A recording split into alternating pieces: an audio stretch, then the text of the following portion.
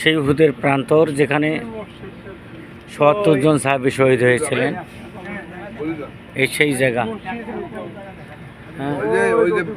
আমির হামজা রাদিয়াল্লাহু আনহু কবর এখানেই রয়েছেন। আল্লাহু আকবার। জি, এটাই মূলত জায়গা। আসসালামু আলাইকুম হামজা সাল্লাল্লাহু আলাইহি ওয়াসাল্লাম।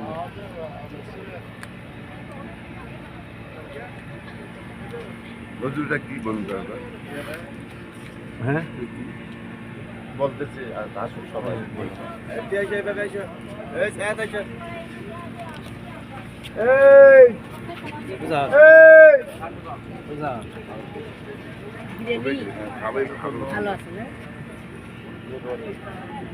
নাই কি বলতে সবাই আসছেন?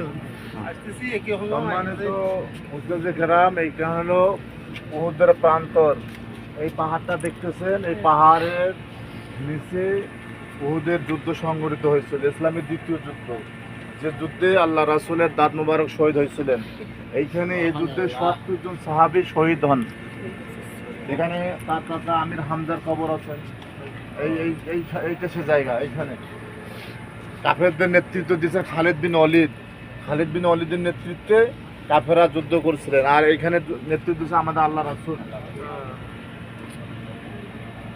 এই ৭০ জন সাহাবী কিভাবে শহীদ হলেন? আল্লাহ রাসূল প্রথম দিকে যখন যুদ্ধে জয়লাভ করলেন, করার পরে তাদেরকে বলছিলেন ওই যে পাহাড় আছে না, পাহাড়, ওই পাহাড়ে ৫০ জন তীরন্দাজকে রাখছিলেন যে তোমরা এখানে পাহারা রাখো, তোমরা কাফেরদেরকে পাহারা দাও, তোমরা গনিমতের মাল যখন যারা যুদ্ধে জয়লাভ করেন তখন তোমরা গনিমতের মালের দিকে নিয়ে না আসে কাফেরদেরকে পাহারা দাও।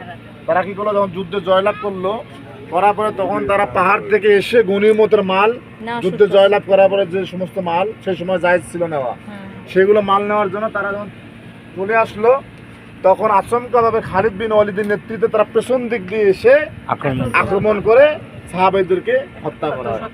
৭০ জন সাহাবী এখানে শহীদ হয়ে গেছেন। এই যে এখানে লাশ। আমরা সবাই করি, আসসালামু আলাইকুম।